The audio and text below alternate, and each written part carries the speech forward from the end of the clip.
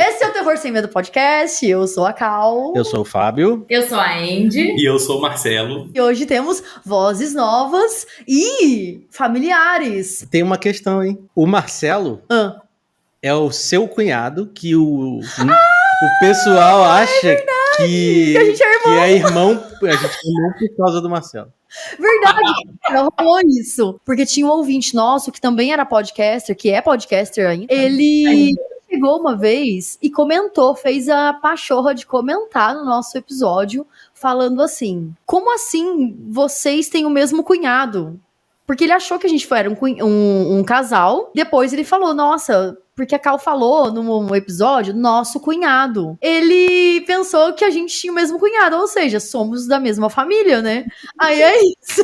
Ele até falou assim, rola um Game of Thrones. Rola um Game of Thrones, né? Tipo...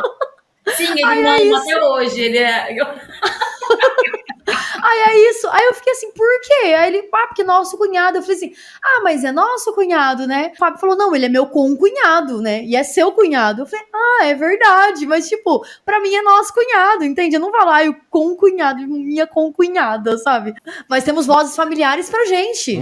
Pra gente, que está no nosso coraçãozinho. Sim. Temos aqui a Andy, que é minha irmã. E o nosso cunhado. Viu, Andréas? O nosso cunhado. Eles têm um projeto muito foda. A gente trouxe eles aqui. Gostaria que vocês falassem um pouco deste projeto que vocês têm, gente. Nosso primeiro filho. É verdade, é o irmão mais velho da Violeta. É o irmão mais velho da Violeta, é o que dá mais trabalho do que a Violeta. É o Espanhol em Casa, uma escola de espanhol. Eu gosto de apresentar a escola como uma escola que trabalha a cultura latino-americana e tem um viés ali de aprender as estruturas do espanhol. O Marcelo já apresenta diferente. Porque eu, como professor, vou falar que o ponto principal é aprender a falar espanhol, né? Eu sempre vou desse pressuposto. Mas o que a gente usa para que esse aprendizado realmente aconteça é a América Latina. Então a gente conversa muito nas aulas sobre a América Latina, sobre a história, política, o que é que nos conecta, quais são as nossas diferenças e aquilo que a gente se parece também. Nossa, e é muito legal, porque eu lembro da minha primeira aula no Espanhol em Casa e foi as brincadeiras foi aquele vídeo lá que fala sobre as brincadeiras, né? Então tem pipa, tem bolinha de gude, tem coisas que eu vivi na minha infância, sabe? Eu posso não ter brincado, mas eu vivia no dia a dia da minha infância, sabe? Então, assim, você olha e fala, nossa, gente, eu não pareço com crianças estadunidenses, sabe? Eu não pareço com crianças da Europa, entende? Eu pareço com essas crianças, sabe? Então, por mais que travessuras não existiam, era São Cosme e Damião, né? Uma coisa São Cosme e Damião, sim, entende? Eu ia batendo na casa dos outros, tipo, tem doce, tipo, é assim, entende? A primeira aula de vocês é um baque real, porque tem muita gente que fala, né, não, porque eu me sinto mais americana, né, estadunidense. Eu me sinto muito italiana, nossa, eu fui de família italiana. Tá, beleza, mas você corria de pé descalço no chão soltando pipa, sabe? Na Itália o povo não solta pipa, entende? Pode soltar, mas, né, porque pipa existe em todo lugar. Como a gente, não. Sobre essa coisa das brincadeiras, né, a gente teve na Colômbia esse ano, teve um momento lá que a gente viu as brincadeiras infantis que tinham em Medellín. Nada, os caras me aparecem com bate-bag. Vocês lembram do bate-bag?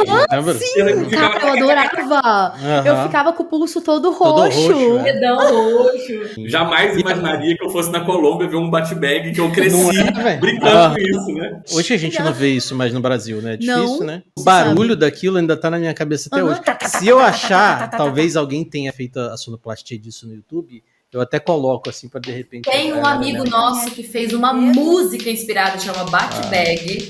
O nome dele é Luiz Nascimento. Se jogar no YouTube aí, ou Spotify, Luiz Nascimento, Bate-Bag. E a gente chamou eles hoje, né? Porque eles foram à Colômbia. E a gente vai falar de um filme colombiano hoje, né? Mas ainda não vamos falar qual que é o filme. Como é que as pessoas acham eles? Como que as pessoas acham vocês? Todos os arrobas, ou procurar no Google, a gente agora tem site, tem Instagram, procurar Espanhol em Casa. No caso do Instagram, o arroba é invertido, é em casa espanhol, mas se você pesquisar espanhol em casa, você vai ver a minha fotinha, a foto do meu pai, que é professor na escola também. Que é o grande precursor da escola, enfim, quem criou os materiais, quem inspirou a gente, né? tanto Marcelo no espanhol e outros idiomas, mas também refletir a América Latina de uma maneira artística, poética e política. Então, por isso a foto dele lá também, não só por ser professor, mas... Ele foi o meu professor. É verdade, ele foi nosso professor. Todos os links vão estar na descrição do vídeo, se você estiver no YouTube. Se você estiver no Spotify, vai estar aí dentro do corpo do post do Spotify. Aí sigam lá, gente, façam aulas com eles, porque é muito foda. E se você veio do Terror Sem Medo, fala que você veio do Terror Sem Medo.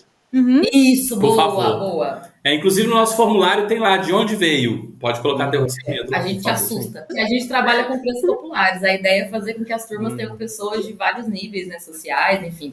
A gente também tem um projetinho rolando aí de bolsas. Fala com a gente vai achando um jeito de entrar. Ai, perfeito, gente. Aí, ó, facilidades. A América Latina é uma região repleta de lendas que dariam ótimos filmes de terror. Daqueles de meter medo até numa legião de demônios. Antes de iniciar nosso papo, gostaria só de pontuar uma coisa. Se o seu relacionamento tá ruim e você já mencionou que quer a separação, não aceite uma viagem em família em que todos os membros ficarão em uma cabana no meio do mato, praticamente incomunicáveis. Pra mim, o terror começa aí. Como essa não é uma história de true crime, mas um terror que traz como pano de fundo a lenda latina de La Llorona, vulgo Chorona, que na verdade é Tarumama, né? Acredito que o sobrenatural sobreponha qualquer atitude mal intencionada que alguém tenha no contexto dessa obra. E como os ventos do norte não movem moinhos, vamos esbanjar nosso sangue latino para falar muito sobre Pranto Maldito. E temos sinopse para esse filme, beleza? Em sua última tentativa para salvar seu casamento, Sarah e Oscar decidem tirar férias em uma cabana. Ao chegar, eventos estranhos corroem o ambiente tenso entre eles e uma mulher ronda a casa prevendo eventos que desafiam a natureza. E onde que a gente pode assistir esse filme? Na HBO Max. Muito bom. E teremos spoiler hoje de Pranto Maldito. Então, se você não assistiu ainda, dá um play e depois vem aqui. Pra que serve isso aqui, você sabe? Não sei, Beats, me explica. Isso aqui é para as pessoas seguirem a gente nas redes sociais. @Terror Sem Medo 13. Apesar de ter só o Instagram aqui, todas as nossas redes sociais são @Terror Sem Medo 13, tudo junto e 13 numeral. Aí, olha, em quais redes sociais a gente tá? O Instagram, no TikTok, YouTube, no Spotify, que também é uma rede social, né? E no Threads. E no Threads, é verdade. Sempre esqueço do coitado do Threads. E você pode seguir a gente lá e ver todos os nossos conteúdos que vai além do podcast, né? A gente coloca cortes com spoiler no TikTok e cortes sem spoiler no YouTube e no Instagram. Exatamente. E agora temos quadros novos no Terror Sem Medo. A Cal lançou o review em 2 minutos. Ela vai falar brevemente sobre filmes que a gente não vai fazer podcast. E eu lancei um quadro sobre videogames. Finalmente, o primeiro gameplay do Terror Sem Medo saiu. Vão lá conferir, porque esse vídeo tá muito foda, viu? Sim, tá muito legal. O da Cal também tá muito legal. Tá muito massa. A gente tá bom em vídeos, ó. Que beleza. Cuidado, que o nome desse filme é Pranto Maldito e não Pranto do Mal. E vamos começar falando com os nossos convidados, né? Que a gente trouxe eles pra cá, mas a gente também quer bater um papo aqui com eles, né? Porque a gente sabe que o Espanhol em Casa é uma escola de espanhol, que fala sobre a cultura latina, sobre a política latina. Quero saber o que é e qual que é a ideia por trás do Espanhol em Casa. Aprofunde isso pra gente.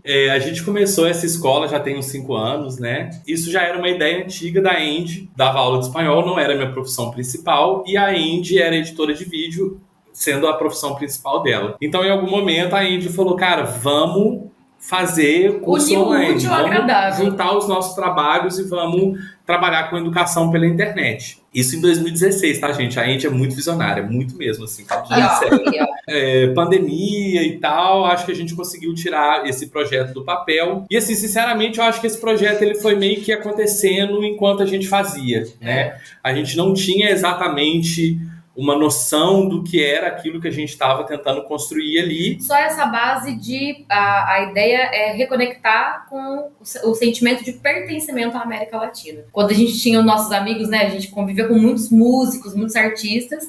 E aí eles sempre faziam, eu adoro cantar músicas latinas, meu show vai ter música latina. E não tinha uma música em português, uma música brasileira. E aí é como se o Brasil ele não tivesse dentro disso. Então a gente começou ali já a dar aquela, acho que aqui a gente pode entrar com o pé na porta com relação ao que é ser brasileiro, o que é ser latino-americano, né? É a mesma coisa. E aí meu sogro, muito experiente, né? Mais de 30 anos de sala de aula, fazendo trabalhos com material didático, enfim, e a gente falou, e aí, você não quer entrar com a gente para a gente montar um material didático nosso, um livro nosso, e a gente, a partir da nossa visão mais construída com os alunos, como que a gente faz com que isso vire uma escola, de fato? E essa questão do material didático, ele tem um sentido muito específico, né? Porque eu não acho que seja necessário, por exemplo, para qualquer professor que queira trabalhar na internet, fazer o seu próprio material, né? Existem um monte de materiais disponíveis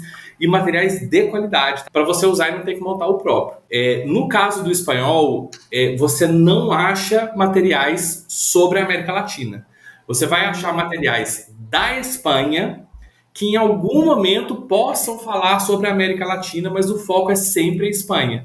E, meu pai é chileno, deu aula a vida inteira com materiais da Espanha. Eu sempre escutei ele falando, putz, eu queria tanto poder trabalhar com material que falasse sobre o Chile, que falasse sobre a América Latina e tal. Nossa decisão de construir um material, porque a gente estava sentindo a necessidade, como a gente falou, de trabalhar essa questão que nós brasileiros somos latino-americanos. Eu li uma pesquisa que fala que 3% da população brasileira se considera latino-americana. 3%. Caraca. E aí a gente criou um material próprio muito por causa disso. E ao longo desse processo eu fui descobrindo assim que eu não tinha uma identidade própria. Eu entendia que eu era um filho de um chileno com uma mineira, entendi que eu nasci em Minas Gerais.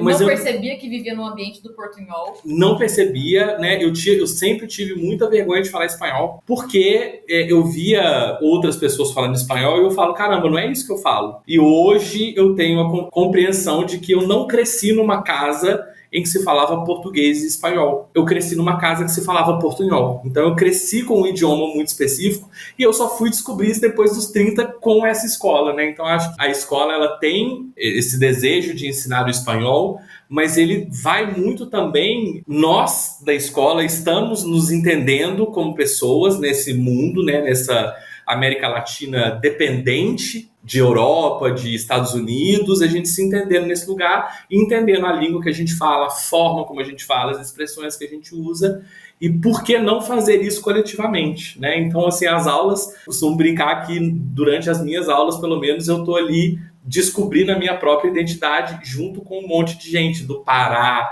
do Amazonas, de Rondônia, de Pernambuco, de São Paulo, de Minas, Rio Grande do Sul, Paraná, Centro-Oeste, agora tem aluno de Goiânia, do Mato Grosso. Como é bonito construir essa identidade coletivamente com essas diferentes visões da América Latina que fala português. Né? E assim, a escola tem 5 anos e vocês começaram agora também a fazer umas imersões também, né? Tipo, esse ano teve a segunda imersão para Colômbia. De onde que surgiu a ideia de fazer essa imersão? A ideia surgiu porque, como a gente fala muito sobre a América Latina nas aulas, uma vontade de experienciar isso na prática, na vida real. Então a gente pensou, por que não juntar alunos que a gente nunca viu pessoalmente, só por internet, e fazer uma viagem, né? A última imersão, né, que aconteceu esse ano, faz pouco tempo, foi agora em agosto, a gente sentiu que os alunos, eles conseguem ter uma dimensão muito maior desse pertencimento. Desde a chegada ali no aeroporto, quando a gente vai se encontrar,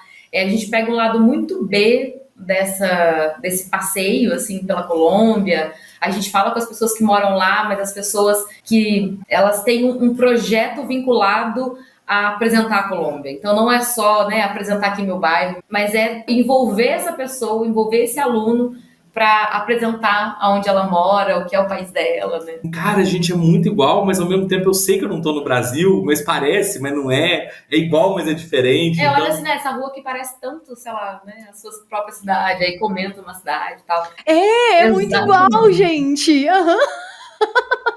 A coisa da risada solta, da forma de se comunicar.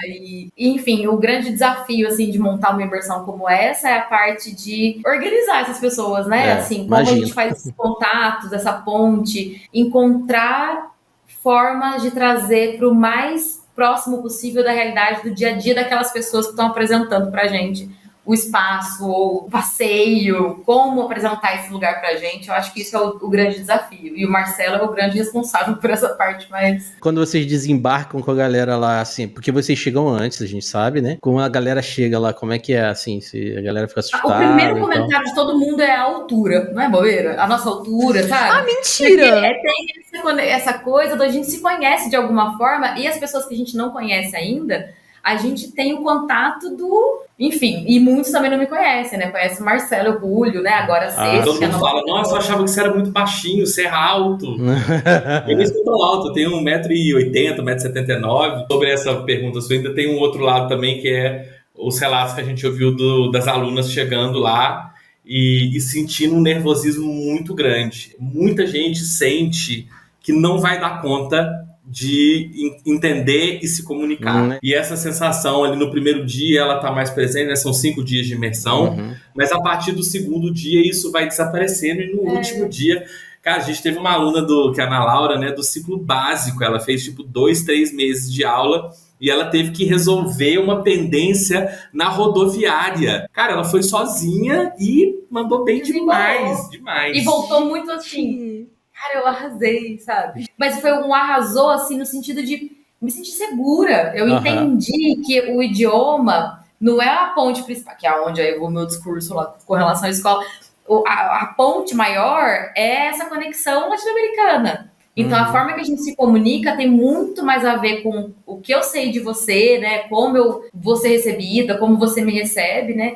A gente sente diferença entre cidades lá, mas Medellín é muito afetuosa. Facilita esse processo, por isso essa cidade, por isso esse lugar, porque é um lugar de gente muito afetuosa, muito fácil de conversar. Ai, gente, que legal! E assim, a imersão cada dia é vocês têm a aula, né? Tem a imersão tanto na questão de curso quanto na questão da cultura também, né? Vamos falar sobre desayunos, vamos falar sobre comida, culinária e tudo, tal. Aí, no caso, o passeio do dia é a feira, é comida, é culinária ou não tem nada a ver? As aulas não têm a mesma estrutura do que são as aulas na escola, né? Em turma, individual, duplo ou trio. As aulas, elas são mais profundas com relação à reflexão do que a gente vai viver no dia, porque tem aulas que acontecem antes dos passeios, né? E as aulas só acontecem depois. A gente chama que é a sensibilização, quando é a aula antes da imersão.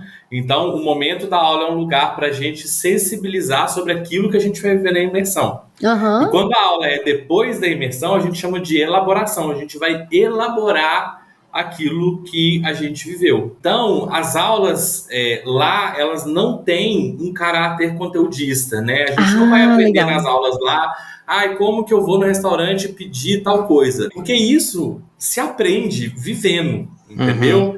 E assim, se alguém tiver uma dúvida, Marcelo, como é que eu falo tal coisa? Eu ajudo, mas uma coisa que acontecia muito assim era, alguém precisava pedir alguma coisa pro garçom, conversar com alguma outra pessoa, a primeira reação era olhar para mim. Então, toda vez que uma aluna minha ia resolver alguma coisa, conversar com alguém, eu saía de perto. O que a gente busca é isso, gente. O portunhol pra gente é uma coisa muito importante mesmo, porque a gente precisa desenvolver essa capacidade de errar com segurança, né? Não tem nenhum problema em você chegar lá e falar uma coisa, entre muitas aspas, né?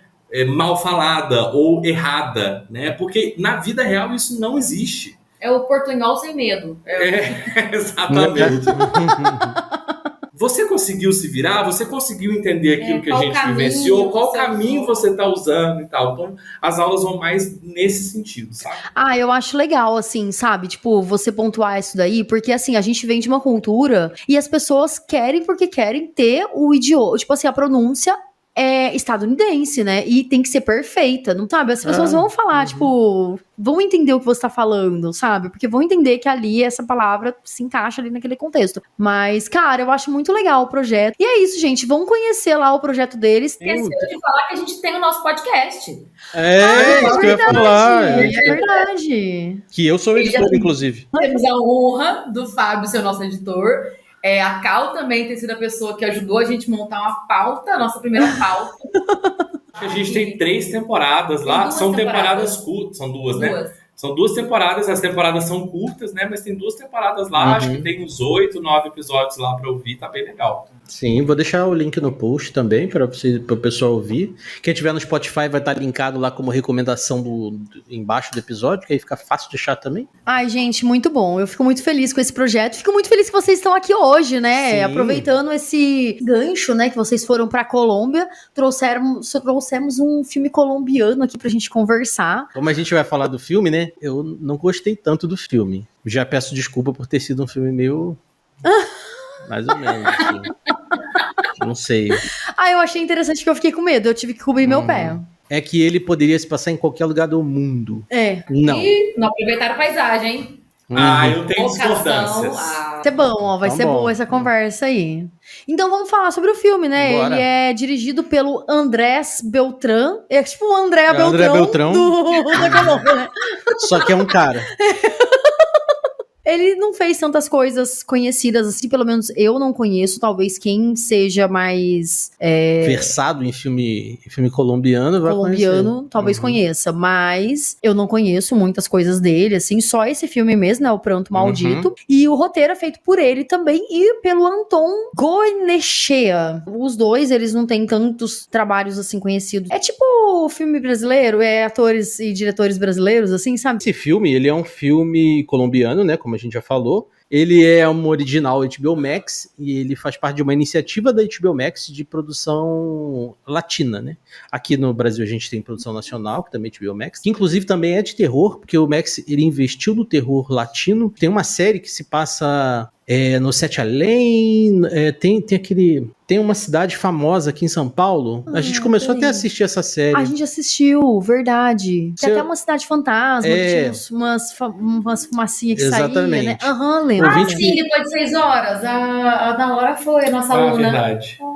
Então, ao ouvinte que conhecer essa cidade, por favor, comenta. São Pedro da Aldeia, acho que eu acho que é. Não, São Pedro da Aldeia no Rio. É tipo esse nome, assim. É um nome assim. Uma cidade até que eu quero visitar, porque é uma cidade de terror, inclusive, né? Tem uma série brasileira feita lá, e eles têm essa iniciativa do terror latino, e aí na Colômbia, esse é o primeiro filme que eles fizeram, que foi rodado lá em Bogotá, e tem diretores e roteiristas colombianos, os atores também são nativos. A América Latina tem muita lenda que daria terror foda, sabe? Tipo, tem muita lenda que assusta as pessoas, entende? Se você for ver lá atrás, assim...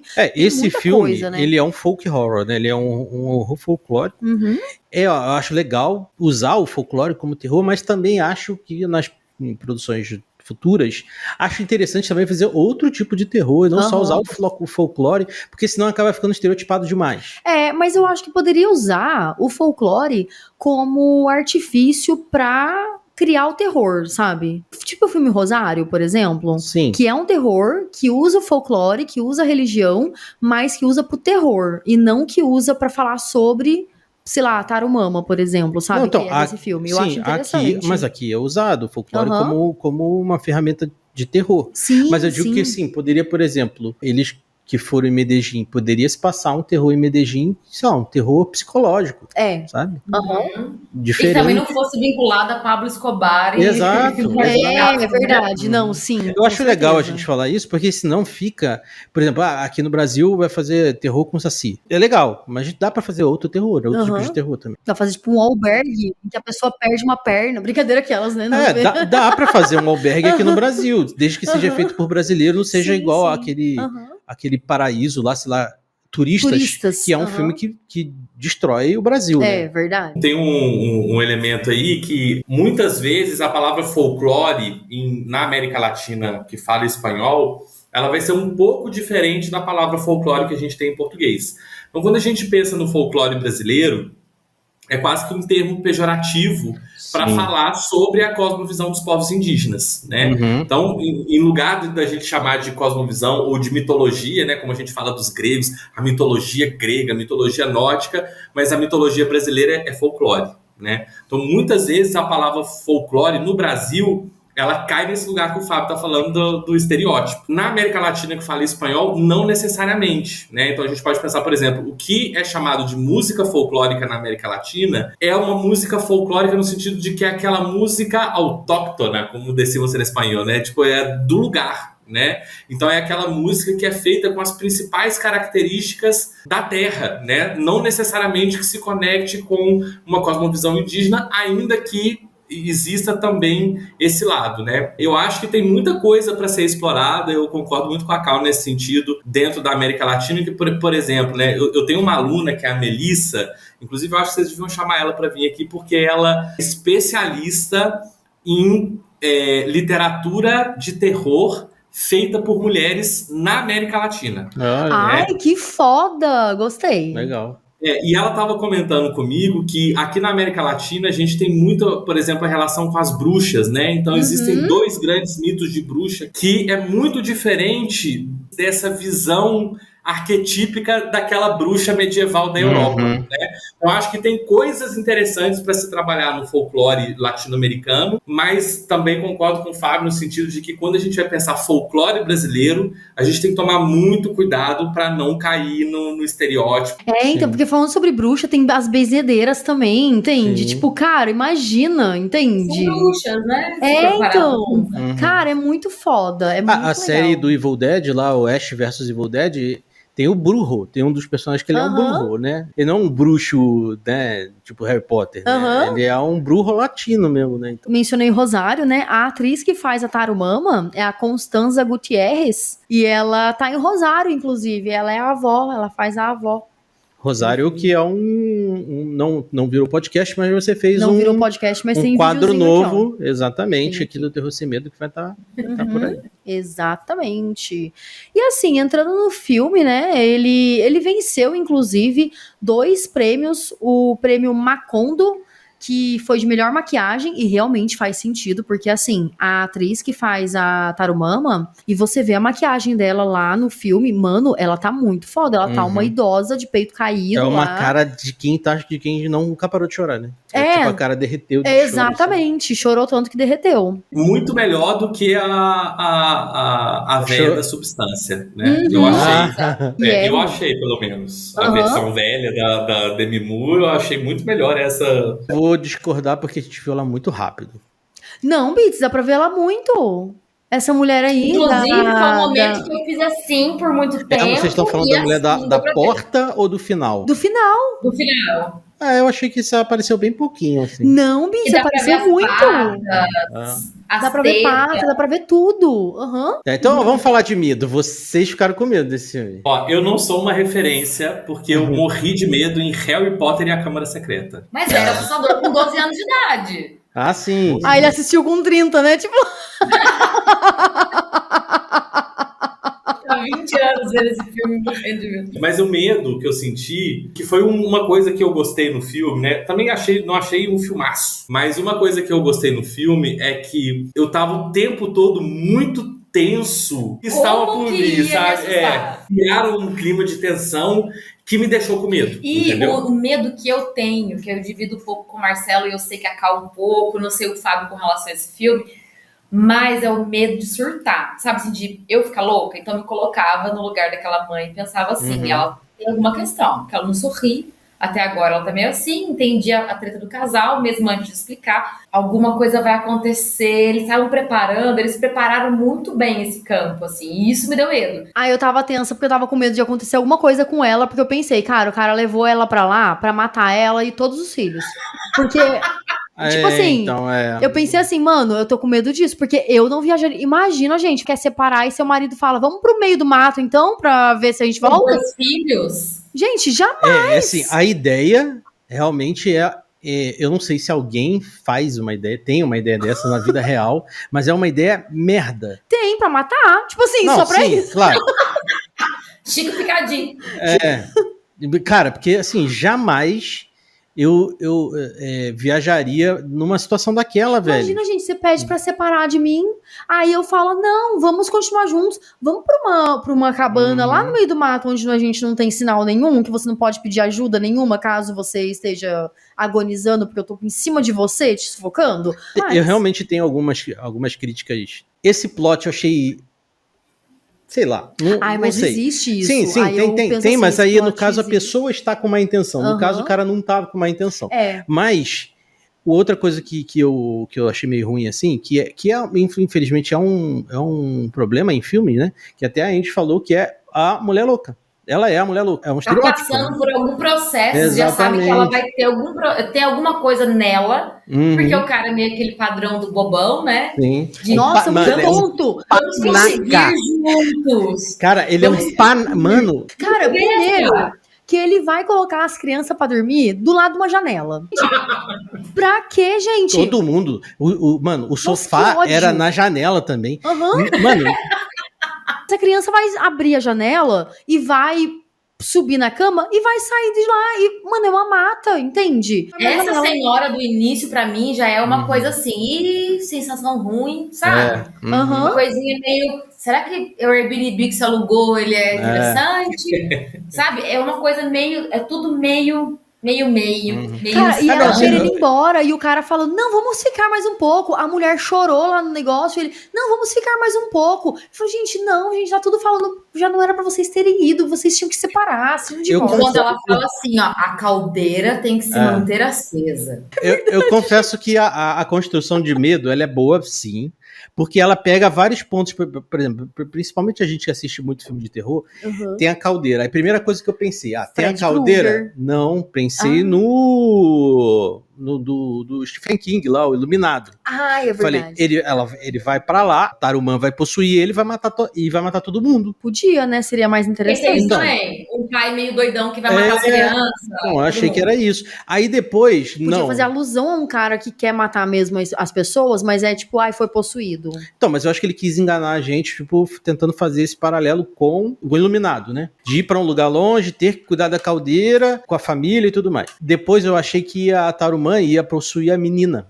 Eu achei que já tava possuindo a menina, porque a menina tava muito estranha. Porque a mãe não tinha uma boa relação com a menina. Ela só sendo uma criança de 10 anos, sabe? Não, e a mãe não tinha a mãe não gostava da menina, né? E assim, não gostava porque ela teve um trauma e tudo mais, né? Então ela teve depressão pós-parto, né? Quando a menina nasceu e tudo. E aí depois, o pai vai sair com a menina e aí ela fala, qual que pássaro é aquele? Ele fala, pássaro não sei o quê, que é tipo... é um pássaro que ele mata os outros ovinhos e põe pra outra mãe cuidar do ovo dele, né? Aí o que eu pensei? Falei, beleza, ele tá explicando o plot do filme pra gente. Daqui a pouco a Tarumama vai pegar as crianças, vai botar as crianças dela lá e as crianças dela vai matar todo mundo. Vou ser sincero que depois disso, eu fiquei cansado. Eu falei, mano... Porque aí vai pra mesma... Porque foi pra mesma coisa. Foi verdade. Pro básico, sabe? Tipo... Daí ela acabou sendo a louca do negócio, né? Então. Que ela possuiu o corpo Mas deixa eu trazer um contraponto aqui, assim. Eu também acho que foi pro básico. Acho que esse caminho que o Fábio falou, por exemplo, seria um caminho muito mais interessante. Por ele matava todo aproveitar o subtexto dos pássaros para trazer aquilo ali de uma forma muito melhor. Outra vez conversando com a Melissa, minha aluna, que é essa especialista, comentando comigo que o terror, principalmente na América Latina, ele vai ser sempre um movimento artístico para denunciar alguma coisa que acontece, né? Fazer uma denúncia política sobre alguma condição social que a gente tem, né? Então vamos pensar na lenda da Llorona, né? Que eu sei que a Tarumama é uma variação colombiana, mas é porque essa é uma lenda que ela corre toda a América Latina e os lugares vão ter as suas variações. O que é a lenda de La Llorona, né? É uma índia, uma indígena, né? No caso, adolescente que se apaixona e se entrega para um colonizador espanhol. E a mãe dela falava para ela, olha, você não pode misturar o sangue do escravizado com o sangue do verdugo, né? O verdugo é o carrasco. E aí ela tem uma relação com esse homem europeu e ele vai embora. E aí ela percebe a merda que ela fez, e essa história essa fala da mãe dela vem muito na cabeça dela, e ela tenta afogar o filho dela no rio, porque as indígenas, elas fazem o parto no rio, né, faziam pelo menos no México nessa época, e aí ela deixa o filho ir embora, porque ela... Tem a outra versão que ela sofre tanto, o parto é tão trabalhoso que ela desmaia, e quando ela acorda, o rio já levou. Isso, então são várias versões, mas é, né? a mesma sempre que ela ouve o choro da criança indo embora. Que vai se distanciando no rio. Quando esse mito ele se consolida na América Latina, o que ele traz de elemento político pra gente? Consolidação, durante a colonização, de duas esferas de subalternidade, né? A indígena, primeiro como uma indígena, então ela é inferior ao europeu, e depois a condição biológica dela ser mulher, então ela é inferior 2 vezes. Esse mito ajuda a consolidar essa visão de que existia uma superioridade por parte dos europeus que foi aceita pelos indígenas. Quando eu penso no filme, a mulher, ela tá o tempo todo falando, não quero ir para essa cabana, não aceito isso e tal, não sei o quê. E aquele homem tá o tempo todo lá falando, não, vai ser bom, aceita, não sei o quê, tananana. E ela vai aceitando esse processo, Os filhos vão aceitando. Então, acho que traz assim uma dimensão de relação de poder ali entre os dois. Faz sentido, faz sentido. Faz sentido mesmo. Assim como a gente vê em muitos filmes de terror também, né? Tipo, vários deles também trazem essas questões, né? Políticas e tal, essas discussões mesmo, né? Cara, nesse filme fica muito nítido, assim, sabe? Sim. Porque, cara, ela não é ouvida o tempo todo, e o problema todo é que também foi dirigido e escrito por um homem que no final não adianta, o cara venceu, porque eles ficaram até o final, ela sofreu tudo que teve que sofrer e ainda levou a Tarumama pra casa. Ela teve uma perda, né? O filho dela foi natimorto, né? Então ele nasceu morto, né? Então ela teve uma gestação completa, ela entrou em trabalho de parto, a criança estava morta. Isso acaba mesmo com o relacionamento, não sempre numa regra, mas por essa desincronia do casal, porque acontece o baque, cada um lida com o luto de uma forma diferente, né? Pra ela foi uma gestação completa, pra ele talvez não. E vocês têm uma história bizarra que aconteceu durante a sessão de cinema na casa de vocês, né? Primeiro que fazia 3 anos que a gente não viu filme de terror. Gente, que sério? Caraca, que doideira. Mano, é muito estranho pra gente, porque a gente vê filme de terror quase todo dia. Então, quando vocês soltaram o podcast, eu falei assim, eu não consigo. Aí eu joguei assim, porque vocês dão spoiler. Eu queria falar, gente, eu não tenho coragem de assistir filme de terror mais. Primeiro que depois de 8 horas, a nossa vida é isso aqui, ó. Tem a babá eletrônica, uma criança dormindo. Em algum lugar. Então a gente fica acompanhando a Violeta pela babá eletrônica. A gente tava assistindo o filme e tal. E aí, numa das cenas que que a Tarumama começa a entrar no quarto do Tomás. E a mãe já tá de batom preto? Não, assim, aquela coisa ali, a Tarumama estava na cabana. Num desses momentos em que tá rolando uma tensão ali no quarto do filho do Tomás, cara, tá aquela trilha sonora, que por sinal é muito boa, né? Eu gostei muito da trilha sonora, super tenso, aquela coisa, putz, é agora que eu vou me cagar de medo e tal. A Violeta acorda berrando, mamãe, tô com medo. E ela não tem terror noturno. Já era meia-noite. Ela não acorda esse horário. Cara, a gente trancou, né? E aí eu fui lá no quarto. Peguei ela no colo, falei, filho, o papai tá aqui e tal. Peguei ela no colo, né? E a Violeta gosta de dormir num breu total. Então, assim, primeiro ela pediu pra eu fechar a porta. E ela falou, pai, tem carvão? Tô com fome. Caralho! Ela primeiro pediu pra eu fechar a porta. Eu tava cagando de medo e eu nem fudendo que ia fechar a porta e ficar naquele breu total lá, porque eu tava realmente com muito medo, né? Aí eu falei assim, filha, você quer que feche? Ela falou, papai, fecha a porta. Eu falei, filha, você quer que fechar a porta? O papai vai fechar a porta depois, né? Eu falei isso, porque eu não queria ficar lá com a porta fechada. Aí ela fala assim pra mim, então vai ter que tirar aquilo que ela colocou ali no chão. Mano. Gente! Cara, deu 5 minutos, sem brincadeira, eu falei pra ele, eu falei assim, não tô dando conta, velho, vamos pôr a Violeta na cama e vamos dormir agora. Quando eu tô dando conta, porque ele ainda falou assim, não tô dando conta, tipo, tô cansado, né? Foi tipo assim, eu não tô dando conta, vem aqui rapidinho. Cara, eu queria uma mosquinha pra ver esse momento, assim, sabe? Resultado, paramos de ver o filme nesse momento e deitamos na cama, eu, a Índia e a Violeta, pra gente poder dormir. Meio assim, relaxa, filha. A gente assim, ó. Ela de boa e a gente... Papai e mamãe tá aqui. Caraca, velho, é foda, é foda. Posso fazer uma pontuação? O momento que o pai ele desce, a filha já encontrou com ele ali no meio do mar. Pai, minha mãe está muito estranha. Aham.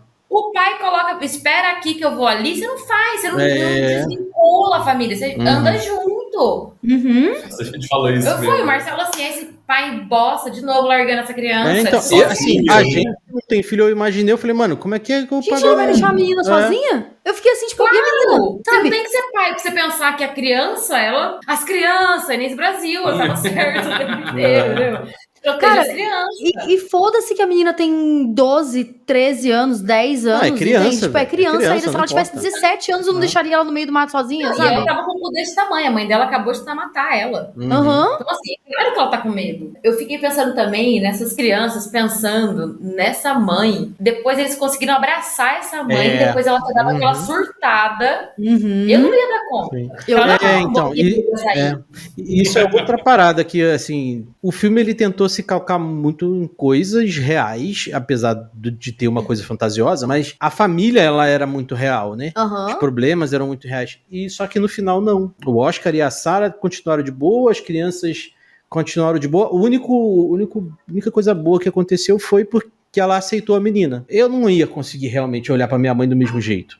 E nem pro meu pai, velho. Primeiro que assim também, pensando em enredo, né? O cara acaba de sair a véia chorona lá, e aí o cara desperta, sabe? Assim, no segundo seguinte que tudo acaba, ele dá aquela despertada, né? De papai tá aqui, e aí todo mundo, nossa, o papai está vivo. E também aquele final. A hora que todo mundo desce ali pra caldeira, dali pra frente é só ladeira abaixo. Então. Cara, Dali virou um filme hollywoodiano. verdade. E uma coisa que eu não gostei do final do filme é isso, assim, sabe? Parece que um casamento tá fadado ao fracasso, porque, né, tipo, tá acabando, entende? Era pra eles se separarem mesmo, sabe? Porque ele queria. Os filhos, porque a porra dessa mulher não iria atrás dos filhos. Eles não teriam problema nenhum. Exatamente. Aí o que eu não gostei é isso, sabe? Tipo, a intenção deles era ficar junto depois dessa viagem. A viagem foi caótica. Então, pra mim, remete àquela ideia de, então, se meu casamento tá ruim, se eu for uma viagem e todos esses problemas podem me juntar mais à minha relação com meu marido. Eu sinto que esse filme tentou mostrar ele tá tentando, sabe? Qualquer um tenta quando tá confortável, sabe? Aí é isso, eu fico pensando, gente, aí deu tudo certo no final. A menina deixou de ser uma adolescente, porque, né, ela virou uma menina que todo mundo queria, uma menina não adolescente, porque todo adolescente... agradável. Exatamente, virou uma menina agradável. O pai e a mãe estão bonitinhos, legais e tal. O menino tá normal, sabe? Então e é deu tudo certo. mentira, porque na real ela continua comendo carvão. Exatamente, ou seja, parece que ela tá escondendo quem ela é de verdade, tá escondendo aquela tristeza, né? e tá escondendo tudo aquilo, porque ela virou a pessoa que chora, entende? Pelo filho que ela perdeu. Ou seja, ela continua sendo aquela mãe que tem luto, ela continua tudo aquilo, mas todo mundo ali tá a família margarina, sabe? Então, é uma visão masculina de um relacionamento, né? Então, muito. E essas mulheres sempre muito descontroladas, né? Tanto a Tarumama quanto a mãe, né? Elas são muito... Mano, e a mina que aparece, de repente, ela aparece e eu até falei pra Cal, mano, tem acho que a sobrinha da Doris. Verdade, do nada. Eu olhei, eu falei, mano, acho que vai rolar um negocinho aí, hein? Ela tá olhando com a cara pra ele. E vamos lembrar que eles não conseguiram ir embora, né? Eles pediram pra ir embora, não pediram assim, vamos embora. Foi tipo, ela estava doente, morrendo de febre. E aí tem um carro. Mano, você caça uma foice, negócio, você passa o carro em cima do negócio, você acha uma forma de ir embora dali, porque essa mulher está morrendo, sabe? Tá doente. Essa coisa meio hollywoodiana depois de um momento que é de... né, foda-se, né, o cara, ele ainda é o pensante, o que resolve, né, e tal. E outra crítica que eu tenho é, por que você tem uma casa foda que tem lareira e o caralho, e tem um carro merda? Porra, irmão. É verdade. Mano, o casal tem uma casona da hora, velho. A cozinha deles dá pro lado de fora, mó vidrão. E dirige uma Vidrão, carroça, cara. irmão.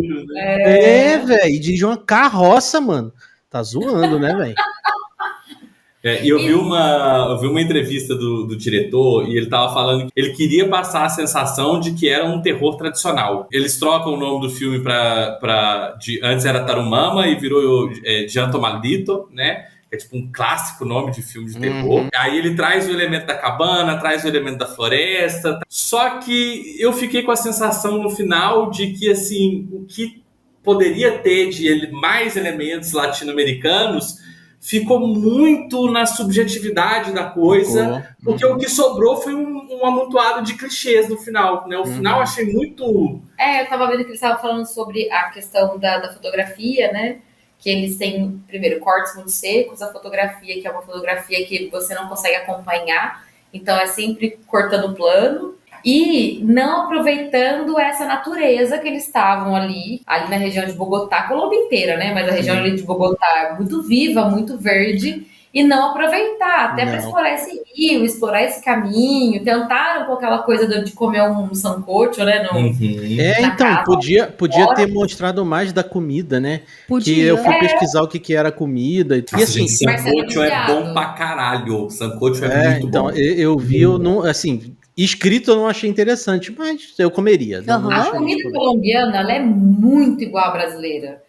Arroz, feijão, o básico nosso é igualzinho. Sim, um chicharrón, que é um torresmo, bem sequinho, gostoso. Eu lembro que vocês mandaram foto. Sim. E tem uma coisa que eu não... Que assim, vocês comentaram sobre o formato que eles fizeram, o filme de fotografia, dos cortes. E, velho, eles usaram todas as vezes que eles filmavam a casa, eles faziam o plano assim. Eles filmavam a casa e viravam a câmera. Esse plano tem, acho que umas 4, 5 vezes no filme. E assim, a mesma cena. Então. E assim, eu não sei o que eles queriam mostrar, porque eu fiquei pensando, tem alguma coisa na floresta que vai entrar na casa. E não também. Então eu acho que eles não sabiam o que queriam fazer, tinham só uma ideia e foi muito mal executado. Eu desconfio, Fábio, porque aquelas árvores que tem ali, aquela vegetação que tem ali, ela é muito típica dos bosques dos arredores de Bogotá. Era esse momento que ele estava tentando mostrar, olha, isso aqui é Bogotá, isso aqui é Colômbia. Ou, tipo, vejam assim, que vocês estão na casa de vocês, fazendo entendeu? com que ela entre, assim, abrindo as portas para ela, né? Como se fosse ela estivesse ali e você tá o tempo todo abrindo a porta para que ela entre. Mas é confuso, assim. É bem confusa. Então, é verdade. Depois a gente conversar sobre esse filme, né? Falar sobre todas essas coisas, sobre todas as nossas ideias sobre esse filme, que dá medo pra caralho. Assim, eu cobri meu pezinho, então tive medo. Que nota que vocês dão pra esse filme, de 0 a 5? 3. Primeiro, por dar espaço pra conhecer, né, uma coisa ali colombiana, uma coisa diferente. E, sei lá, acho que cai um pouquinho a nota pelo clichê do final, assim. Poderia ter ficado mais mistério. Belezinha. E Marlesso? Eu, como sou bairrista e quero que a gente, como continente, consiga ter uma produção audiovisual mais diversa, né? Porque a gente estava até comentando isso hoje mais cedo, né? Muito daquilo que a gente produz ou é cinebiografia ou é um filme de contexto social. E, putz, eu achei incrível ter tido a oportunidade de ver um terror colombiano, sabe? Por mais que tem as críticas. Então, como eu sou muito barrista, eu vou dar um 3.6 aí, vamos lá. Aí, ó, caramba. E você, Beats, qual que é a sua notinha pro filme? Minha nota pro filme é 2. Eu sei que eu tô sendo bem chato, mas é porque esse filme é muito clichêzento, cara. Eu realmente não gostei do filme, assim. Sim. É o que eu falei. Repertório, né? Então, é o que eu falei, eles, cara, se não fosse essa questão que o Marcelo comentou, do poder que ele exerce sobre se o Oscar exerce sobre a Sarah, ter esse contexto por trás, esse filme poderia se passar em qualquer lugar do mundo, em qualquer ambiente, e aí isso desfavoreceu o filme pra mim. Sim. Assim, eu entendo que isso também vai contra o que eu falei de que poderia se fazer um terror latino em Medellín, por exemplo. Terror psicológico, né? Porque também é um filme qualquer. Sim, né? É verdade. Mas só que a mas proposta é um filme desse filme que tem, aqui... tipo assim, cenário... Sim, então, mas é porque eu tô falando isso porque porque senão acaba ficando controverso, o que eu falei, né? Mas é porque a proposta desse filme era trazer o folk. E aí não...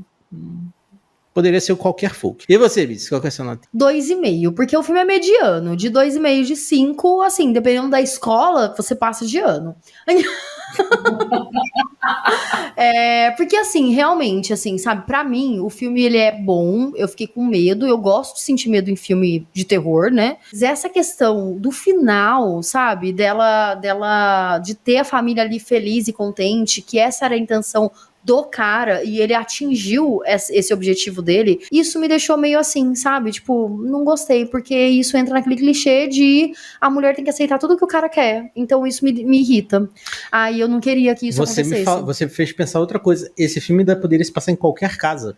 Porque no final ela tá comendo carvão da... A lenha, né, no caso. Então, não fez nem tanto sentido se passar numa casa no meio do nada. Então. Pois poderia ser na casa dela. E nossa média, Beats? 2,77. Aí, ó, passou de ano, gente. Subi a média, não, minha função foi cumprida. Entendeu? Nossa senhora, né? Tinha que ser um homem tonto. Aquelas, né, brincadeira. Cara, pensa, é de 5, né? Se fosse de 10, é quase 6. E esse podcast também foi melhor do que o filme. Nossa, sim!